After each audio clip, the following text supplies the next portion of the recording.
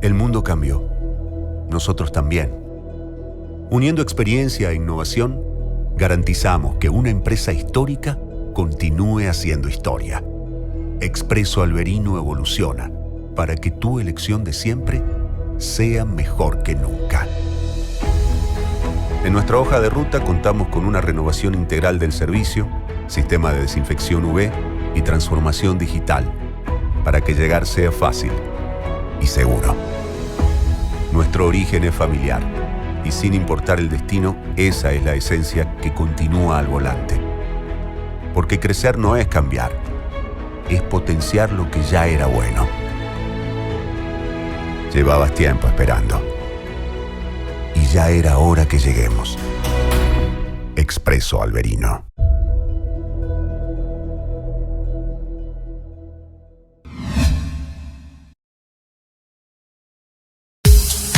En Mar de Cobo te espera Hotel Restaurante El Oasis. Amplias habitaciones con todos los servicios incluidos.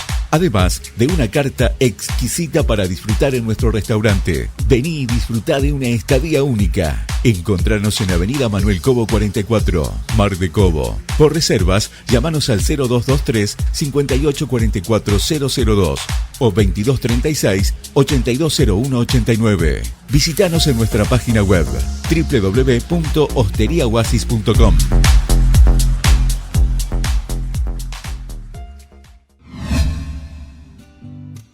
Escriben con letras de fuego al viento las chispas que van, las brisas que tocan los pasos, envuelven con otro cantar, los jugos del mismo de arado se mezclan con este cantor y el sueño que alienta.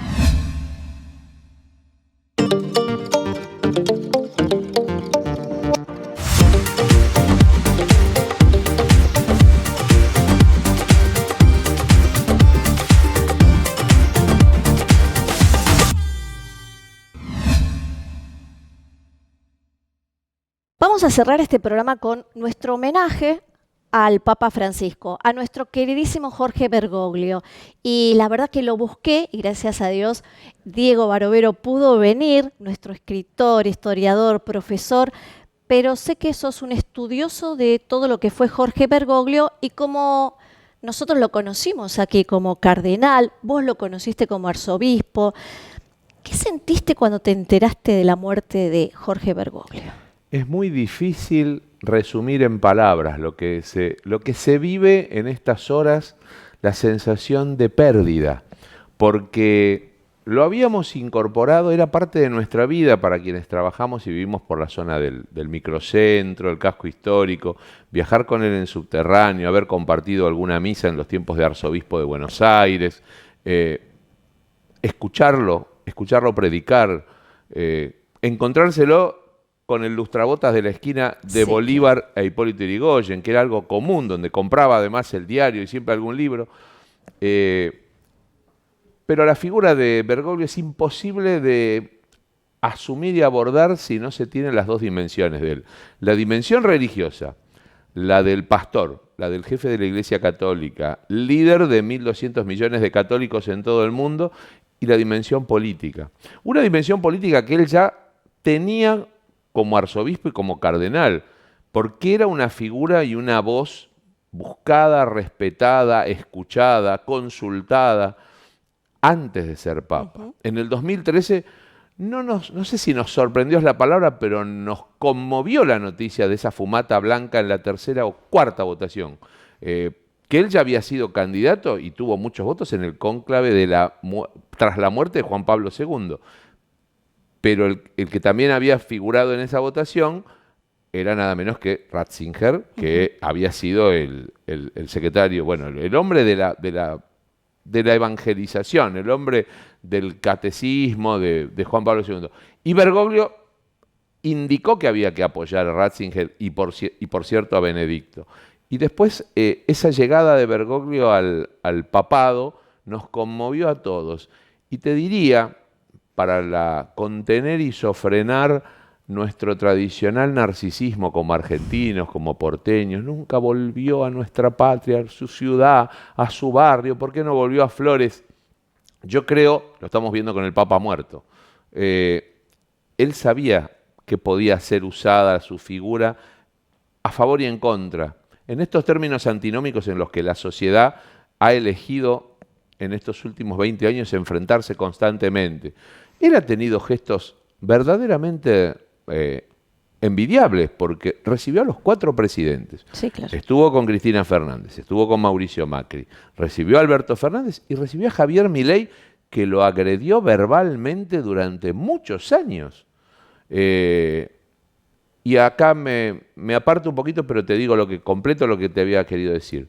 Los argentinos, para sofrenar y controlar nuestro narcisismo, pensemos hoy cómo reaccionó el mundo ante la muerte de Francisco. Y nos vamos a dar cuenta de la real dimensión.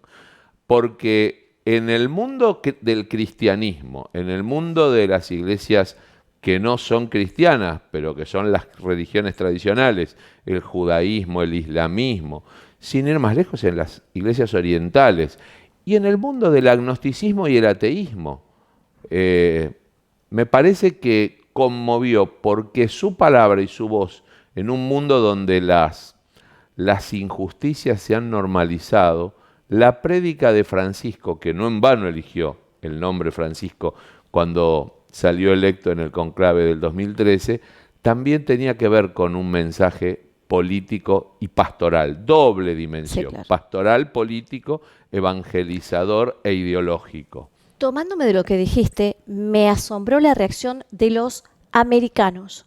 Claro. Colombianos, ecuatorianos, brasileros, chilenos, se pusieron muy tristes con la pérdida de Francisco porque ellos tomaron dimensión de que era el Papa americano. Era el Papa americano. Y digo, el nosotros Papa del no fin to- del mundo, claro, dijo él. no la tomamos noche que habló. dimensión y éramos como, es argentino, era americano. O sea, iba en representación de todo un continente. Él decía que era el Papa No hay americano. duda de eso, no hay duda el Papa americano, y además era el Papa del tercer mundo. Él dijo, vengo del fin del mundo.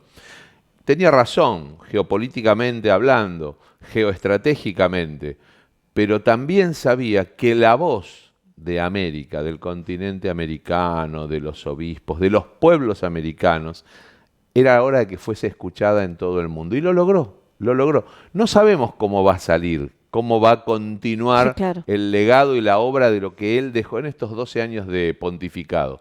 Pero sabemos que va a ser inolvidable e indeleble su paso por la jefatura de la Iglesia Católica. Obra en la que potenció, a ver, dos más para resaltar, pero por ejemplo el rol de la mujer en la iglesia Absolutamente. y el rol que tenía el tema del ambiente también para el mundo. Es Digo, el primer papa que escribe una encíclica sobre la cuestión del ambiente, que habla de la casa común, nuestro planeta, de cuidar el ambiente, de cuidar nuestra tierra, cuidar los recursos naturales con los que Dios nos bendijo. En eso desarrolló ese doble mensaje que te digo, el pastoral y el político. digo vos que lo conociste como arzobispo, yo he asistido cuando era también arzobispo en la catedral. Ese papa que uno no imaginaba en otros papas, el papa alegre, el que se podía poner a jugar con un perro en pleno Vaticano, el papa que se acercaba a la gente, digo, rompió con muchos más protocolos todavía, nos mostró un papa más humano.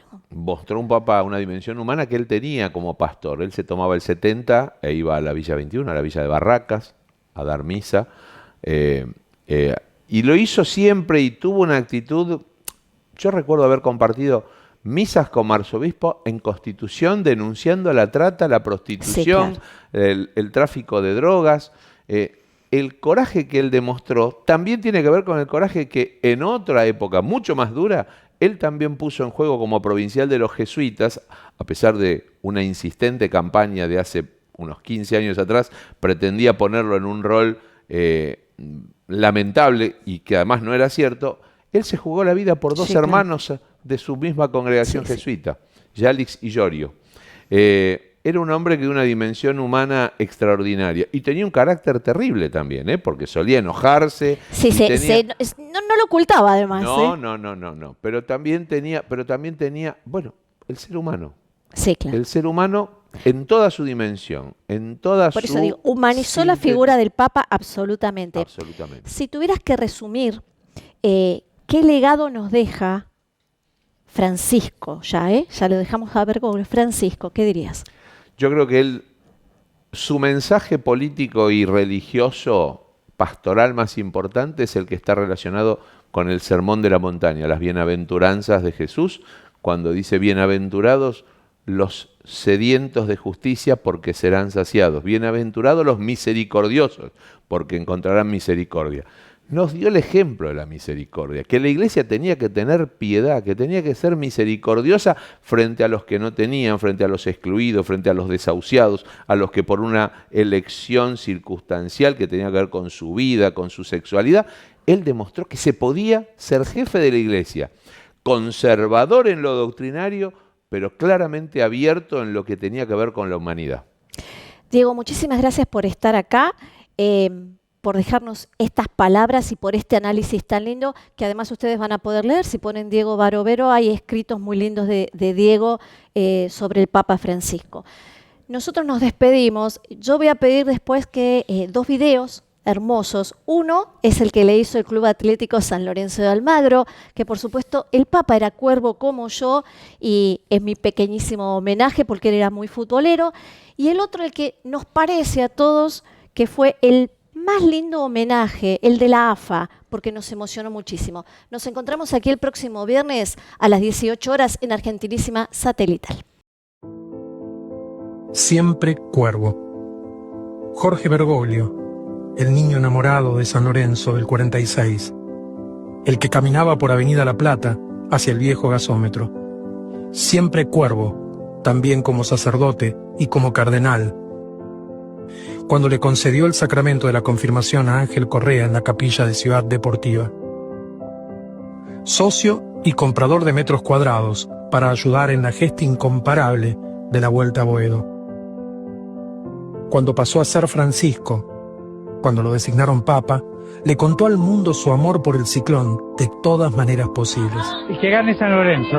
Se emocionó con cada visita azulgrana, tras ganar la Libertadores, con el amistoso en Roma y en la última, cuando se le pidió autorización para que el nuevo estadio en Boedo lleve su nombre. Saludo a los campeones de América, al equipo del San Lorenzo. Desde San Lorenzo, hoy al Papa Francisco le decimos adiós, gracias y hasta siempre.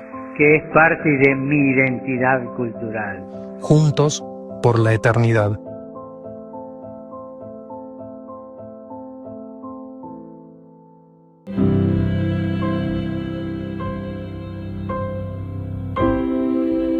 Francisco, qué jugador. De esos que nunca perdieron la fe.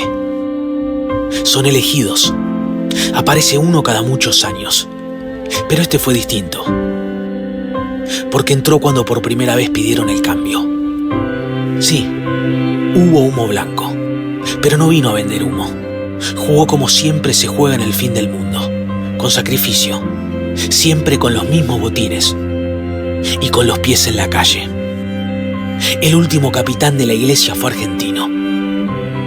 Nunca hizo la individual. Predicó siempre el juego en equipo. ¿Te suena conocido? Si hay algo que tuvimos con Bergoglio, es un dios aparte. Hagan lío. Argentino tenía que ser. Dejó tirado cuanto protocolo se le cruzó. Pidió perdón por faltas que ni él cometió. Hizo bailar a muchos privilegiados, hasta quedarse sin aire. Fue ahí cuando el mundo entendió lo importante que es tener un capitán argentino, cuando lo que se necesita es coraje. Puede que creas, o no, pero créeme, este semillero le dio un papa al mundo. Y cada vez que festejemos un gol al cielo, lo vamos a hacer con honores, porque ahora también tendremos allá arriba al Papa del Bajo Flores.